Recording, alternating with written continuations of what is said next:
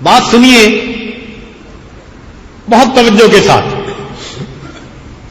سیدنا عمر رضی اللہ عنہ شام تشریف لے آئے. کچھ عرصہ قیام کرنے کے بعد واپس آئے.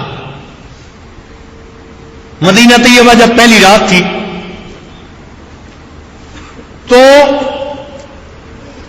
سوچنے لگے کہ میں ذرا باہر نکل کے دیکھوں لوگ کس حال میں.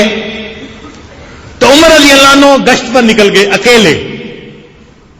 کوئی غلام نہیں تھا, کوئی رفیق سفر نہیں تھا. ایک خیمہ لگا دیکھا, بڑھیا خیمے کے دروازے پر بیٹھی ہوئی ہے. سلام کیا, سلام کر کے پوچھا کہ اماں کس حال میں ہو؟ کہنے لگی ٹھیک ہوں. بڑھیا نے پوچھا ارے میاں عمر کا کیا بنا؟ جواب دیا وہ خیریت سے واپس لوٹ آئے. بڑھیا نے کہا کہ میری طرف سے اللہ تعالیٰ اسے کوئی خیر کا بدلہ نہ دے. تو عمر رضی اللہ عنہ گھبرا گئے. پوچھا اماں کیا ہوا؟ کہنے لگی جب سے وہ خلیفہ بنائے مجھے بیت المال سے کوئی درہم و دینار ہی نہیں ملا, وہ خیال ہی نہیں کرتا. اماں عمر کو کیا پتا کہ تم کس حال میں ہو؟ کہنے لگی واہ امیر المومنین بن گیا. کیا وہ یہ کہہ سکتا ہے کہ مجھے پتہ ہی نہیں چلا کہ میرے اس رعایا کے کس بندے کے ساتھ کیا گزر رہی ہے؟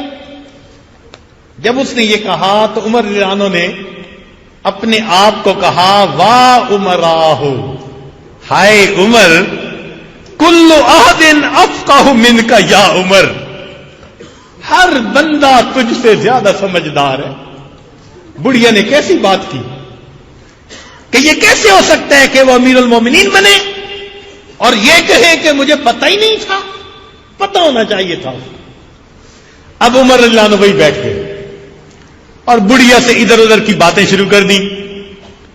پھر کہنے لگے کہ بڑی اماں مجھے تو عمر پہ بڑا ترس آ رہا ہے, اس بیچارے کو پتہ ہی نہیں اور آپ اس کے ساتھ اتنی زیادہ خفا اور حق کا مطالبہ کر رہی ہیں. وہ کہنے لگی میں تو حق کا مطالبہ کیے بغیر نہیں رہوں گی. عمر رضی اللہ عنہ نے منتیں شروع کر دی. اچھا آج تک آپ کو جو تکلیف پہنچی وہ مظلومیت اگر میں عمر کی طرف سے خریدنا چاہوں تو مجھے آپ بیچ سکتی ہیں؟ وہ بڑھیا کہنے لگی کہ کبھی مظلومیت بھی کسی نے خریدی؟ کہنے لگے کہ یہ خریدی یا نہیں خریدی اپنی الگ بات, تو بتا تو یہ اپنی مظلومیت مجھے بیچ سکتی ہے؟ اس نے کہا نہیں. منت سماجت کر لی اور منت سماجت کر لی. کتابوں میں لکھا ہے اتنی عاجزی سے منت سماجت کی کہ وہ بڑھیا تیار ہو گئی. اچھا میں مظلومیت بیچتی ہوں. کتنے میں بیچتی ہو؟ 25 دینار کے بدلے میں. 25 دینار اگر تجھے مل جائیں تو تم میرے ہاتھ اپنی مظلومیت بیچ دو گی جو عمر کے مقابلے میں تم حق رکھتی ہو؟ اس نے کہا ہاں. چنانچہ عمر رضی اللہ عنہ اب اس سے بات کا فیصلہ کرنے لگے.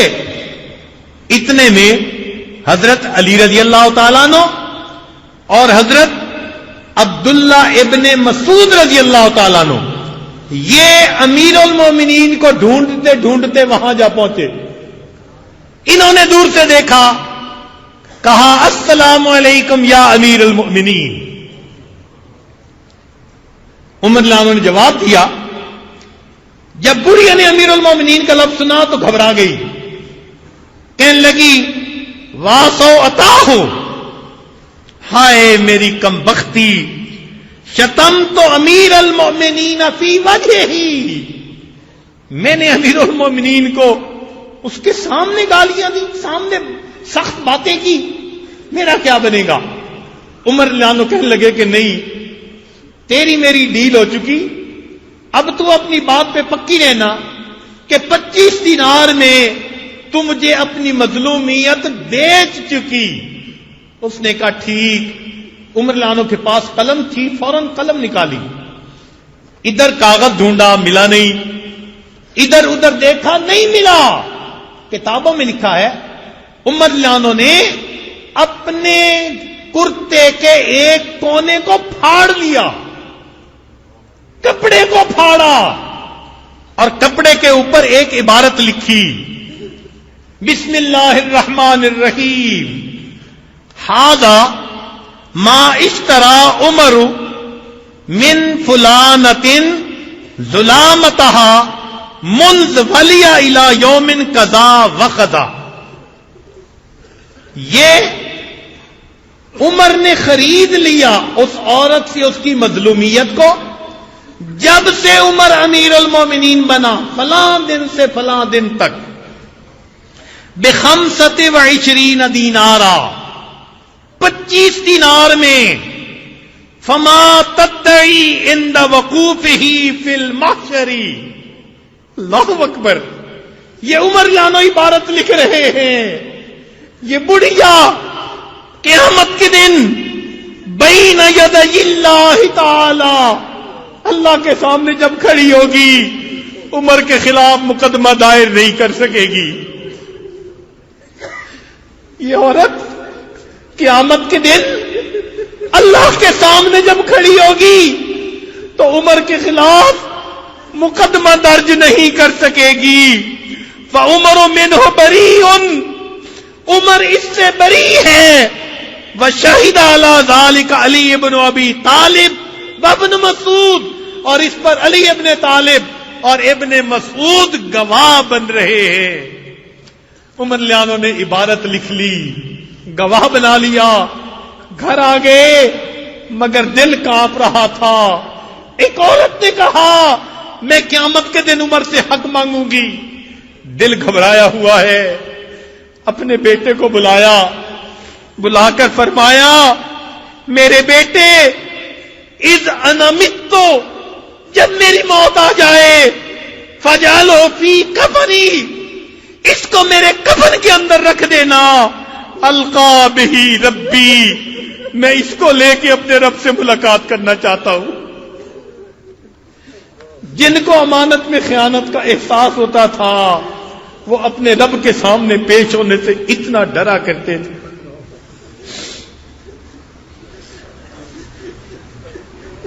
آج ہم اپنی امانتوں کا کیا معاملہ کر لیتے ہیں؟ علم امانت ہے، نسبت امانت ہے، ہم اس امانت کا کیا حال کرتے ہیں؟ ہمارے حضرت مرشد عالم رحمت اللہ علیہ فرماتے تھے قیامت کے دن لوگوں سے ایک سوال ہوگا ان کی ذات کے بارے میں، اور جس کو نسبت ملی اس سے 2 سوال ہوں گے۔ بتاؤ نسبت کی خدمت تم نے کی تھی یا نہیں کی تھی؟ بتاؤ پھر کیا معاملہ بنے گا؟ چنانچہ ایک بزرگ تھے، ان کے پاس ملنے والے لوگ آ رہے تھے، اور جو ملنے والا آ رہا تھا وہ اس کو کہہ رہے تھے جی آپ جنتی ہیں، آپ جنتی ہیں۔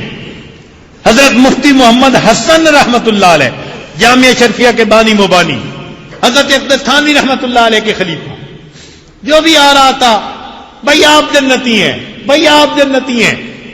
سننے والے نے سوچا آج تو جنت کی ٹکٹیں تقسیم ہو رہی ہیں۔ جب لوگ چلے گئے اس نے پوچھ لیا کہ حضرت آپ نے سب آنے والوں کو جنت کی بشارت دے دی؟ فرمانے لگے دیکھو یہ لوگ مجھ سے حسن ظن لے کر آئے کہ یہ اللہ کا ولی ہے۔ حسن ظن ایسا عمل ہے کہ اس کی وجہ سے اللہ تعالیٰ ان کو جنت عطا فرمائیں گے، اس لیے میں نے ان کو جنت کی بشارت دی۔